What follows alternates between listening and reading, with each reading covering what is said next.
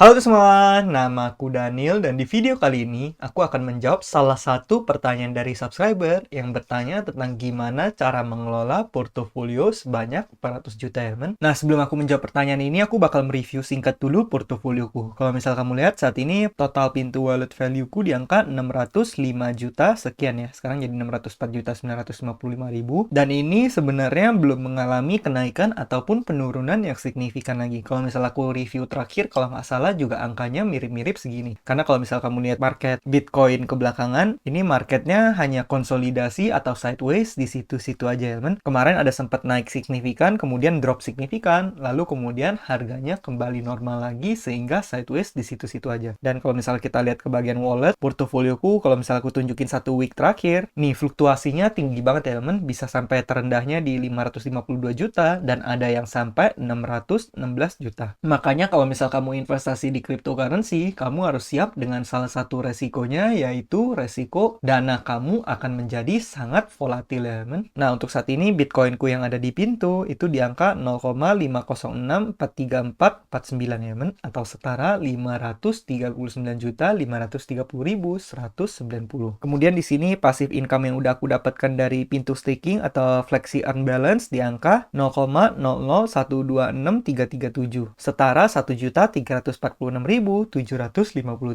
di mana setiap jamnya aku mendapatkan sekitar 0,00000139 Bitcoin ya kan. Jadi seperti itu aja kira-kira update singkatnya. Nanti kalau misalnya portofolioku udah mengalami kenaikan ataupun penurunan yang signifikan lagi, aku bakal update di channel ini. Jadi pastikan bagi teman-teman semua yang baru mampir, kamu boleh subscribe dulu supaya kamu nggak ketinggalan video-video berikutnya dari channel ini ya men. Oke, sekarang kita bakal langsung masuk ke pembahasan kita, yaitu dari Kak Didi Darmawan 6335. Assalamualaikum Bang. Dan sebelumnya aku minta maaf dulu kalau misalnya ini responnya agak lama ya men, karena kalau nggak salah ini dari Kak Didi nih udah tanyanya beberapa kali. Cuma karena lumayan banyak komen yang masuk, jadi aku harus jawabnya secara perlahan dan aku harus jawabnya secara bergilir ya men. Oke, kita mulai masuk ke pertanyaannya. Assalamualaikum Mas, saya Mas Didi, 400 juta di bibit dana Mas stabil. Saya tarik aja ya, saya pindahin di Bitcoin. Saya nunggu turun apa beli aja. Sama ini ya, Assalamualaikum Bang, saya selalu ikutin channel kamu Bang. Saya nabung di bibit 2 tahun di dana Mas stabil sekitar 400 juta. Dalam 5 bulan hanya 2%. Nah ini wajar banget karena kalau misal kamu investasi di dana Mas stabil, biasa returnnya bisa memberikan sekitar 5% per tahun. Sehingga kalau misal kamu investasi 6 bulan, ya katakan mungkin return kamu 2,5%. 5 bulan, ya mungkin return kamu di sekitar 2% sekian. Saya baru mau naruh Bitcoin. Apakah saya pindahin dan tarik semua ke Bitcoin? Mohon bantu sarannya Bang. Dan di sini respon dari teman-teman juga bermacam-macam ya. Ada yang encourage untuk nabung Bitcoin sebelum Bitcoin itu halving. Kemudian mending pindahin Bang. Saya juga meskipun pakai modal kecil udah kerasa banget kenaikannya. Apalagi modal gede. Ada yang bilang tarik 70% masukin di Bitcoin. Ada yang langsung all in Bitcoin. Wah ini sepertinya Bitcoin maksimalis ya men. Ada yang bilang all in Bitcoin, jangan kasih kendor. Lihat skala besar pasti naik tahun depan. Dan di sini juga responnya bermacam-macam ya men. Ada yang bilang jangan masuk dulu karena nanti bulan Mei bakal koreksi, jadi nanti bulan Mei baru masuk. Sekarang udah ATH. ATH itu buat teman-teman yang belum tahu, ATH itu all time high ya. Maksudnya kalau dia di all time high itu artinya dia udah mencapai titik puncaknya. Kemudian ada rekomendasi yang bagus juga, ini mending belajar dulu Bang. Jangan asal masuk kripto soalnya resikonya tinggi, untungnya tinggi. Jadi lebih baik belajar dulu, jangan nafsu. Ada juga yang masuknya nyicil yaitu 100 juta dulu, kemudian nanti turun 25%, cicil lagi 100 juta. Gua 2021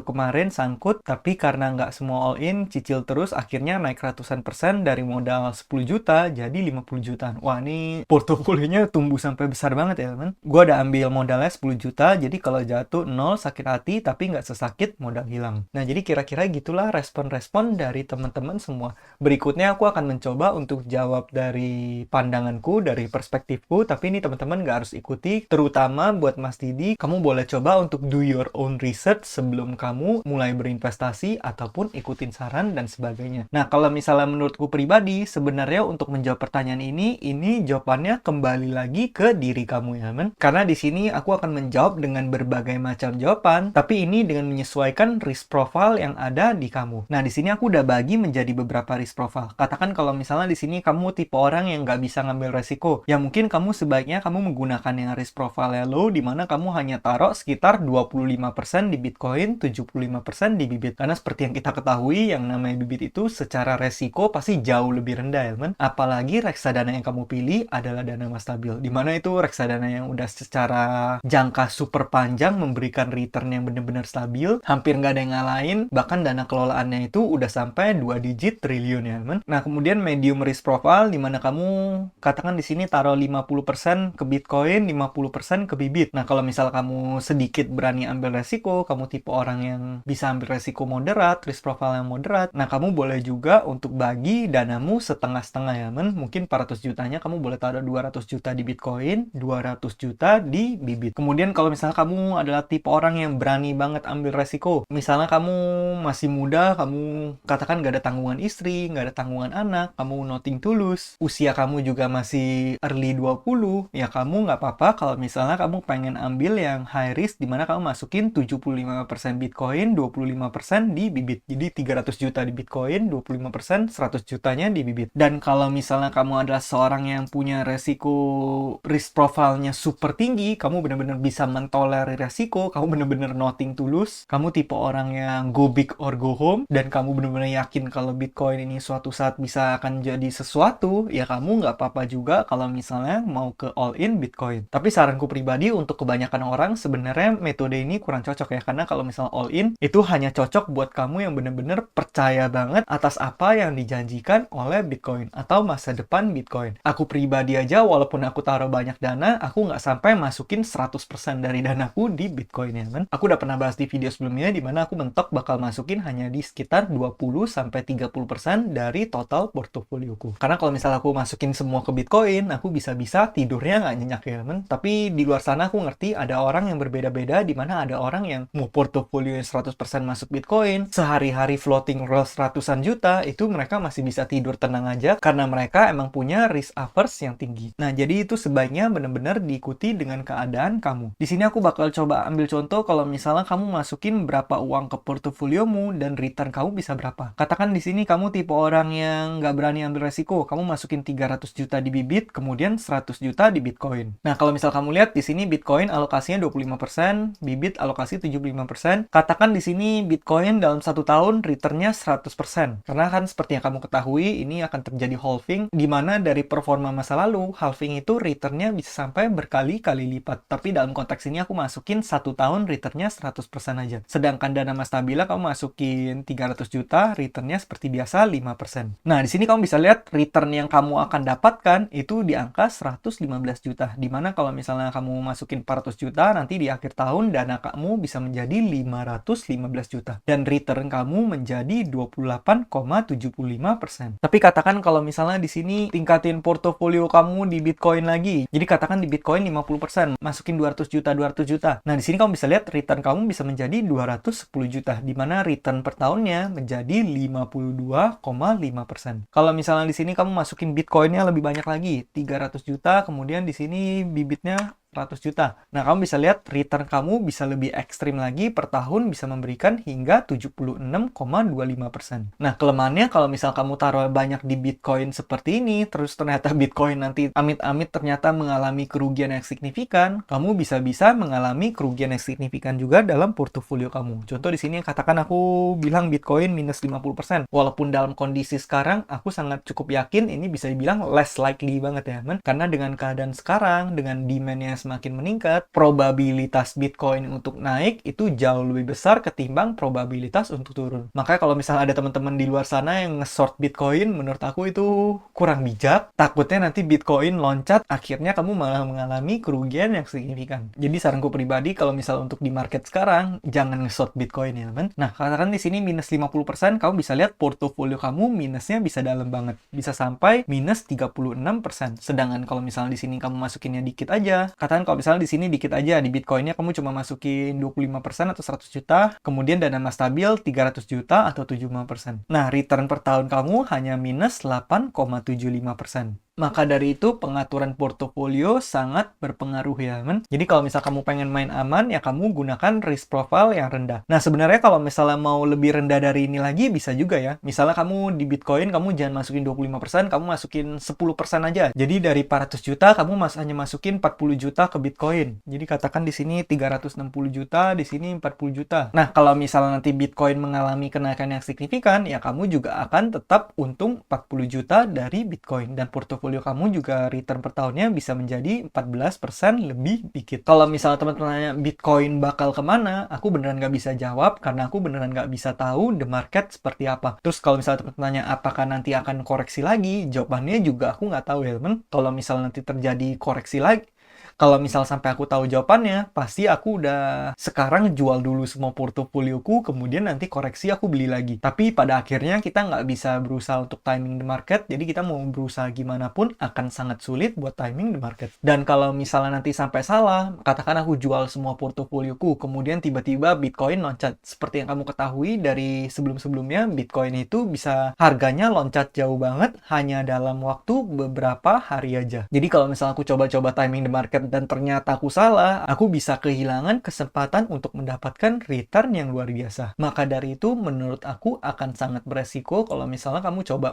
timing the market ya kan. Jadi kalau misalnya mau, kamu beli aja, kemudian kamu hold aja, kamu jual lagi nanti 1 tahun atau 2 tahun dari sekarang. Pasti harganya udah mengalami kenaikan yang signifikan. Nah, kemudian di sini aku juga perlu note, yaitu yang pertama, asumsi semua orang dalam portofolio adalah uang dingin. Jadi 400 jutanya ini boleh kamu gunakan semua. Asumsinya kalau misalnya itu kamu uang dingin ya teman. Kalau misalnya itu sampai uang panas, ya kamu harus tarik sebagian dari 400 juta itu untuk sebagai safety net kamu atau sebagai bantalan kamu. Paling nggak sebagai dan darurat. Dan kalau misalnya semua itu uang panas, ya jangan semuanya dimasukin ke Bitcoin ya teman. Kalau misalnya kamu nggak ada uang dingin, semuanya masuk Bitcoin, nanti ternyata kamu mendadak butuh dana, kamu terpaksa harus ngejual Bitcoin, dan gimana kalau misalnya nanti Bitcoin lagi koreksi?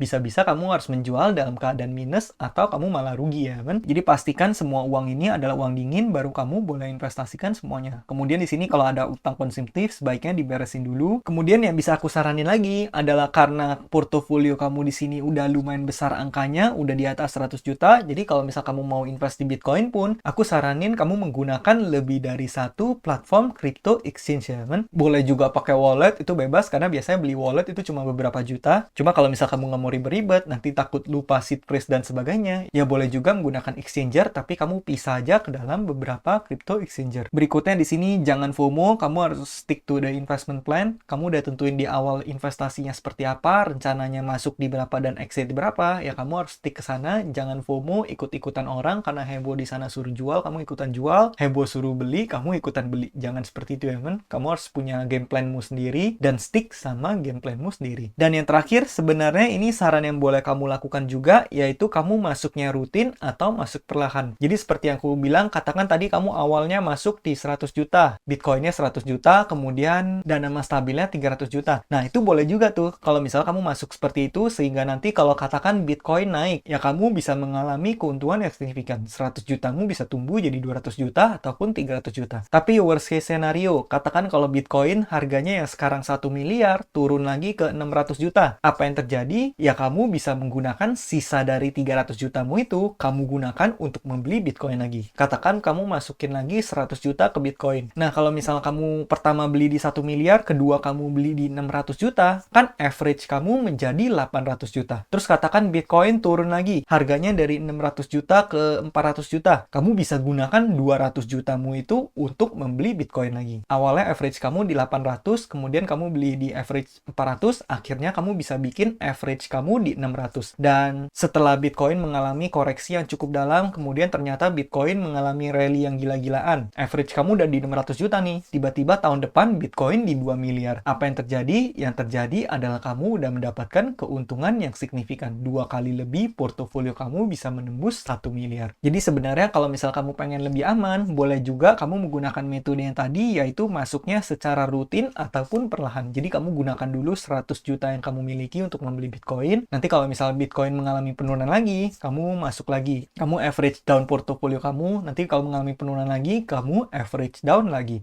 Tapi kalau misalnya katakan Bitcoin sama sekali nggak mengalami koreksi, ya udah, kamu juga nggak ketinggalan kereta karena kamu udah punya dana yang invested di Bitcoin. Jadi kalau menurut aku pribadi, seperti itu ya, men. Menurut aku pribadi, itu adalah langkah terbaik yang bisa kamu lakukan. Tapi semuanya kembali lagi ke kamu, jadi kamulah yang bertanggung jawab penuh atas keputusan keuangan yang kamu ambil ya, men. Tapi kalau misal untuk aku pribadi, metode yang aku lakukan, aku akan masuk secara perlahan seperti yang aku jelasin tadi. Nah, jadi kira-kira gitulah gimana caraku mengolah kalau misalnya aku punya portofolio di angka 400 juta ya, men. Semoga ini semua bisa bermanfaat buat Mas Didi dan semoga portofolionya bisa semakin bertumbuh lagi ya, men. Aku cukup yakin suatu saat portofoliomu bisa menembus angka miliar. Mungkin sekian aja videoku pada kali ini. Semoga video ini bermanfaat dan akhir kata jangan lupa untuk selalu invest in yourself. Sampai jumpa di video berikutnya. Bye.